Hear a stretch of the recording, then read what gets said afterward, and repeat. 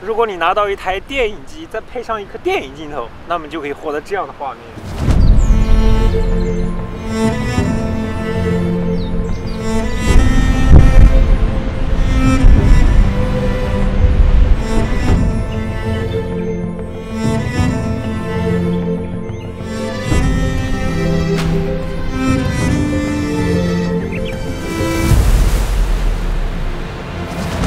我们存在于同一颗星球上，但却活在不同的时间下。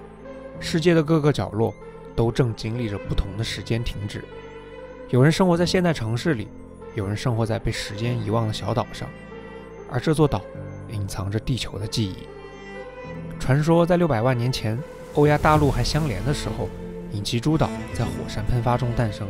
猛烈的海浪和风侵蚀出这些100米高的断崖，岩层中生锈的金属就像血肉一般，呈现出特别的红色。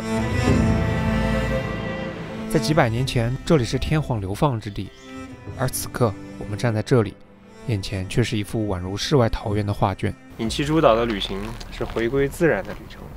这次我拿着最新发布的索尼 FX2，第一次用电影机和大家一起探索隐岐诸岛的秘密。好的，现在紧急插播一条新闻：小沃毁容了。昨天晚上，这下巴被人嘎了，老大一声了，梆的一下，那拐弯之后。隐岐诸岛通常是指这4座岛，左下方的2座因为面积不大，且有200-300米高的断崖，所以山路通常都蜿蜒曲折。Oh my god， 游个非常非常的慢。那你当时心情是怎么样的呢？那 happy 的呀。happy， 再加上风景绝佳，所以一不小心开快了就容易变成我这样。虽然心很痛，但能拍到接下来的景色也值了。再反下来看一下。这个地方叫做摩天崖，感觉就很像小说里面反派会住的那种地方。超级壮观。这还有个人居然。这有点壮观过头了。哇！我看到这个名字才觉得这个摩天崖这个词形容的还挺贴切的。说实话，在日本挺少见这么壮观的地方。对，它都是小景。这也太高了。但是我现在是广角，可能拍不出来。然后你能把它的壮观拍出来吗？交给我。我从11年前开始学习摄影，8年前开始用照相机拍视频。那用电影机拍视频会有什么不同呢？这台新发布的索尼 FX2， 它的菜单中隐藏着一个不起眼的功能——反挤压显示。打开后会发现画面被神奇的拉伸开来，非常奇怪。但如果换上变形宽银幕电影镜头，就可以在有限的传感器大小上获得更宽的电影级画面。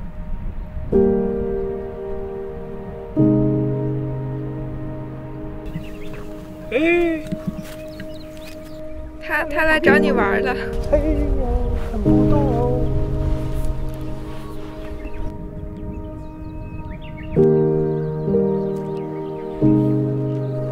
你看，我说是他妈了。他在吃奶吗？应该是。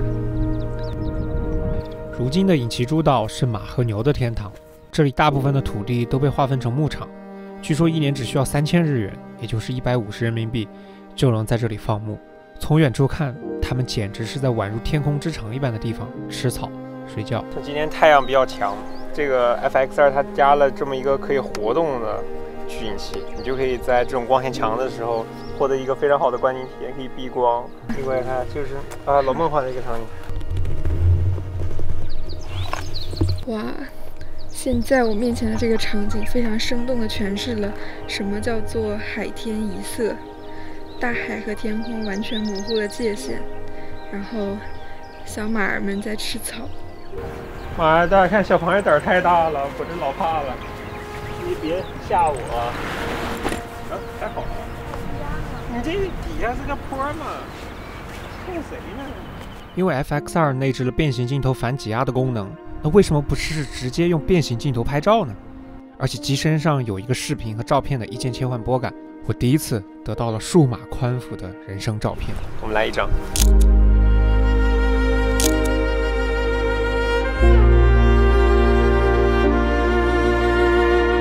照片模式反而能拍到更多纵向的画面，把这颗3300万像素的传感器物尽其用的感觉真的太棒了。这次在视频的评论区我也会分享这些宽幅照片的 RAW 和视频素材，大家也可以试试看。隐岐的天气变幻莫测，但也正是因为如此，前一天的傍晚，我自己来到这里的时候，看见了这个春天最壮观的火烧云。哇，就连这边的树都长得非常的奇特。给大家看我现在取景器里的画面。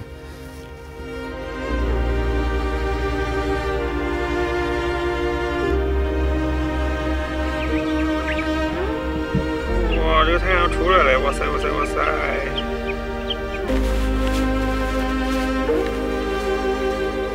大家看我脸上的光，居然太阳真的最后出来了。前面的小马在吃草，哇塞！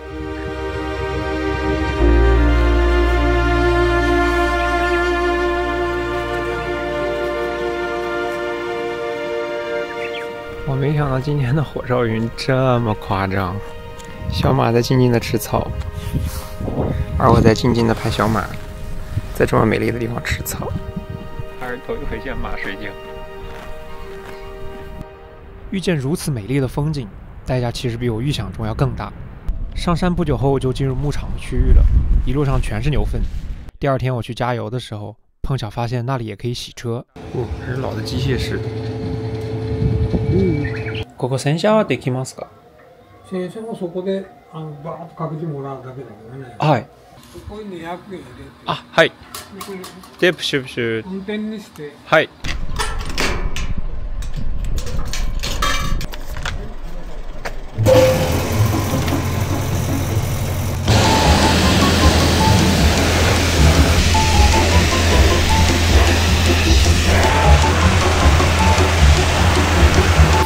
昨天开到有牛粪的地方，然后车就特别臭，车现在全是牛粪，抽出来都是黄水，闻的一股味儿。我不会被老爆吧？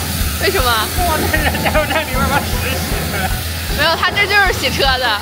要回东京了，肯定被嫌弃。肯定的。哎，这说明我们昨天去的那个地方拍的素材有多么不容易的。这洗完机上。我变成了公共厕所。我觉得还是，我跟他说，我很想念吉姆尼。你不，我们再花200块钱把它地给他冲了。全部牛のクソが入ってもう一回やりますので。大爷对这种情景也是见怪不怪了。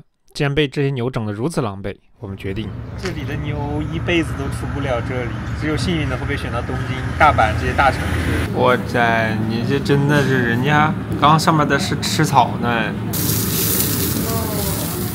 哦，哎呀妈，真香！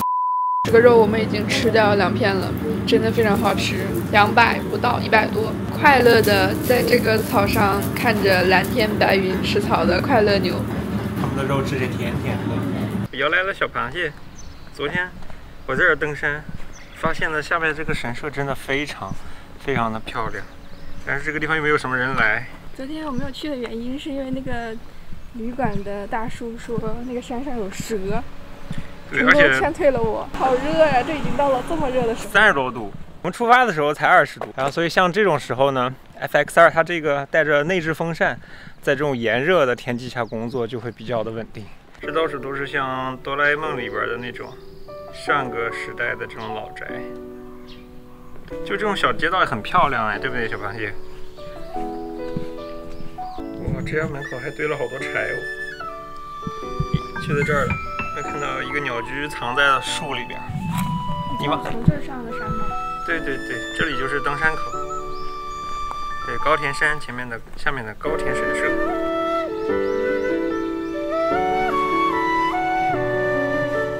你走进这个鸟居，你就会觉得进了另一个世界。你看它这些台阶，上面长满了青苔，有好多好有年头了。什么东西啊？走。哎呦，真的！蛇仙啊！我变焦一下给大家看一下，在哪里拍不着呢？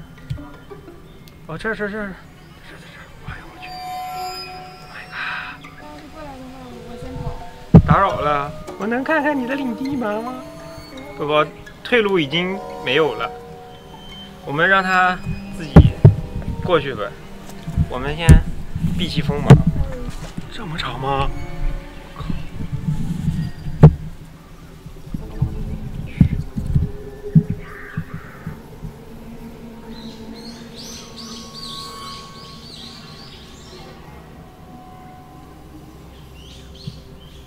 是有毒的吧？哦，怎么这么长啊？它可以直接绞住我的脖子，把我绞死。现在大家知不知道为什么我昨天爬山爬得那么快，下山也那么快了？我下山的第一件事就是回去让小朋友帮我看看我的身上有没有山上奇怪的东西。我真的老怕了，昨天。恐惧是人最大的动力。遇见这条蛇后，神社的风景都增加了一种恐怖的氛围。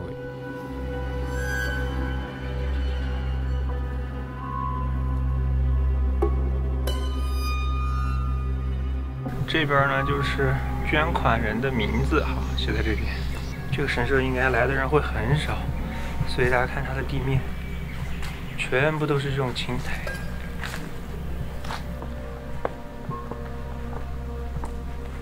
就是从这个登山口上去，有那个花儿倒在那个路边，就很不一样。这是登山口，这还敢上去吗？我不太敢，要不你自己上去？就上到那棵树那儿，就是看一下好吧，有点吓人哈。昨天就是从这上去，我今天带了稳定器，可以给大家好好看一看。你能想象吗？这就是登山道哎。日本这边有个词儿叫做兽道。就是动物走的路，到了，就是这儿，再往深走不敢走了。哇哦，这个是什么花呀？我总感觉这种花经常出现在那种神社呀。我是真的鼓足了勇气才敢走上来拍这些花。最后，我决定再用电影镜头拍摄些宽幅的画面。你的家伙事儿可真多呀！我这次来就是收集最棒的这种电影画面的。那现在我换上了电影镜头，希望不要再碰到蛇了。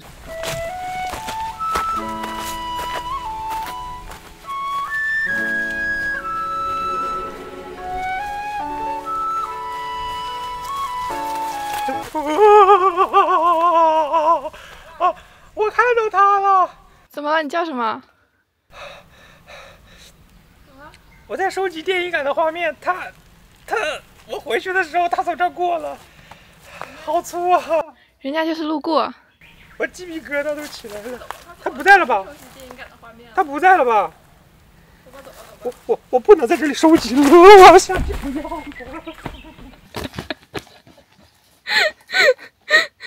那你昨天一条都没碰到，你运气很好。我昨天就是轻装，你知道吧？我就咔一路跑，我生怕停下来有什么虫子掉在我身上钻我脖子，你知道吗？对，那个登山 cos 是3个小时，然后另是半个小时爬上来，12分钟就下来了。那接下来就让我们把时间倒回到昨天，跟我一起登上高田山。这就是这次登山带的设备。其实像这么野的山，真的还挺少爬的，这也太野了。反正要爬300多米，50分钟能上去吗？因为比较陡，有绳子了开始。哇，真累啊！爬升太快了。现在出发10分钟已经爬上了100米了。刚刚一路上后边真的比较陡，根本就拍不了。合个影吧，谢谢。登顶了，累计爬升295，1.4公里，去掉迷路的时间大概30分钟。大家看山顶是不是什么都没有？实际上最棒的在稍微下面一点的有一个展望台，阳光透过树荫照在我的这个脸上。每次登山最棒的就是，去享受胜利果实的这一刻。大家看，从这里能看到海边、稻田，超级美。到了，展望台，这里可以遗忘整个海岸的风景。这个山上最秘密的地方就是站到这个石头上面，然后自拍。哎呀，所以我们认识这个岛就是从天空的视角开始。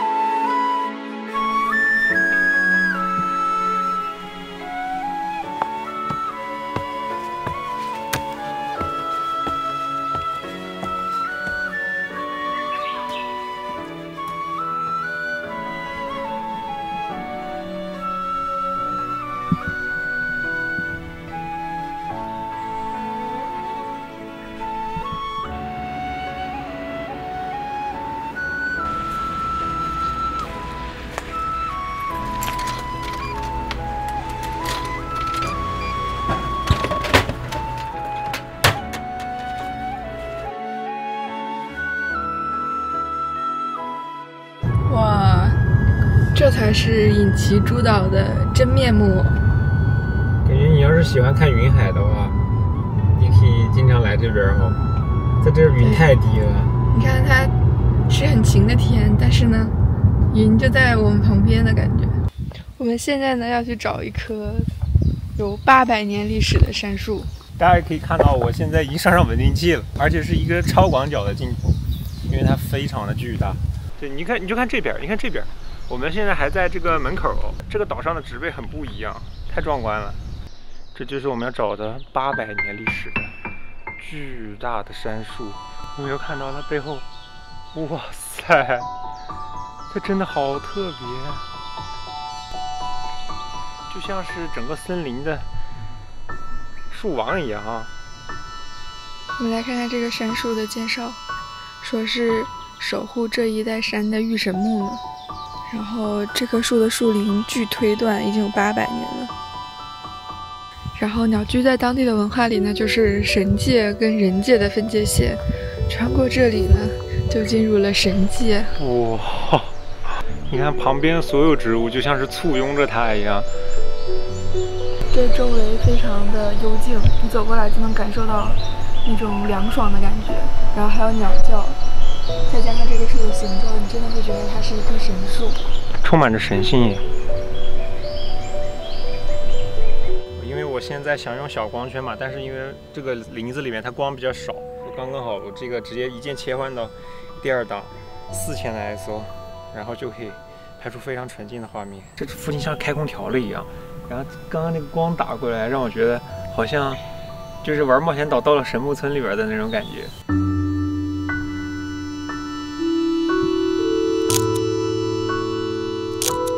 见过了这些风景，让我理解了世界地质公园的魅力。而接下来，小螃蟹订的一家酒店，更是让我大开眼界。哇，这个送我们来的船一直没有走。其实我们来这个岛呢，就是为了住这家酒店。那你看它外面是平平无奇的，但是它其中有一个房间非常好看，我已经收藏了很多年了。但是它真的很贵，它最漂亮那间房间要7、8千块，然后我就比较舍得在这个方面花钱，就是看中一个地方我就会蛰伏，等好几年能去得起的时候再回去。哇，你还真别提。我刚还是觉得你在外边看着风景不一样嘛，但是你进来之后发现建筑对于你看风景的这种改变也不一样啊。是的，我一进来就感觉很不同。我现在正式进到我们的房间里来了，还是头一回见这样的设计。它整个房间是这种长方条形的，除了那边的窗户之外呢，它其实走道是放在最后面的，然后中间有一条超级长的大理石的桌子，然后有椅子，你可以在这儿。总之，它一切都是为了它的窗户服务的。它这个窗户是3块超级大的玻璃组成的，然后特别透明。然后刚刚听那个小姐姐说，他们的这个设计灵感呢，就是想让大家在这个房间里面，不管是用桌子还是用床上睡觉，都能够像看一张照片一样看外面。我觉得这个有点像我们这个拍取景器的感觉。哇，这个景色都有点舍不得睡觉了。我们每年呢，所有的节日都不会过，生日什么都不过，但是会过一天纪念日。所以这是我们今年的纪念日了。哇，我喜欢这个味道哎，这真是真不错。这是一个鱼池，他自己应该是抓的，就是他抓的鱼呢，就是能拿去给东京的米其林3星餐厅。当我们面向窗户的时候，眼角的每一寸余光都被引起的风景填满。风吹过海面，让我们看到了它的形状。住进这个房间后，我们哪儿都没去，就静静地看着太阳升起，等待阳光照射过来。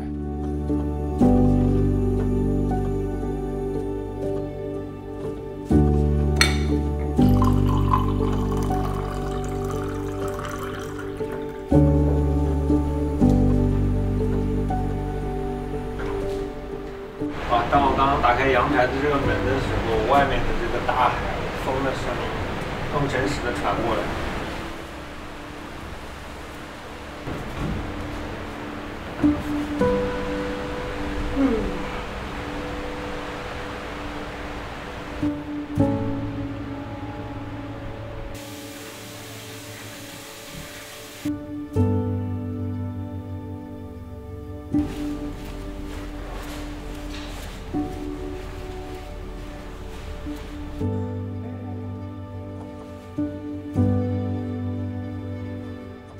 这个是他们从美国弄来的一块恐龙的化石，好像是一块巨大的腿骨。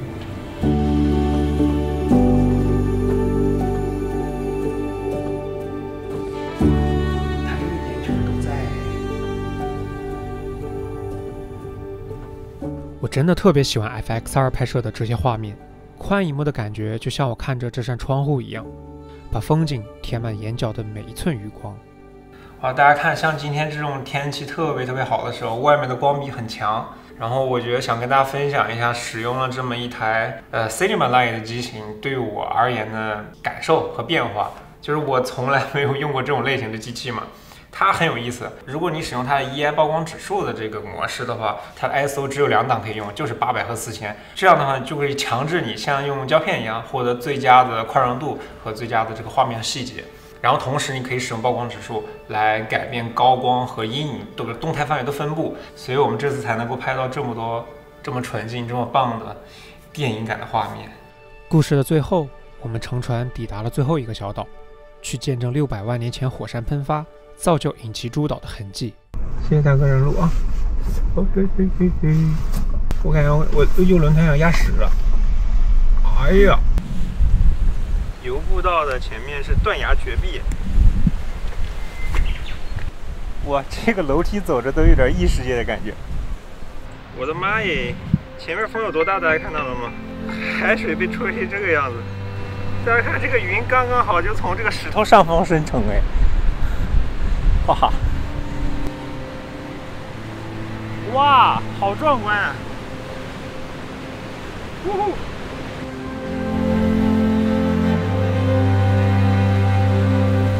这座巨大的红色悬崖被称作为赤壁。600万年前火山喷发留下的金属物质被压在山体里，随着海蚀和风化慢慢显露出来，产生氧化反应后，就呈现出了这样雄伟的红色断崖。这也其实是我们在上一个酒店里看展了解到的。好多年前，这里其实是半岛而不是离岛，因为海平面的上升造就了现在的样子。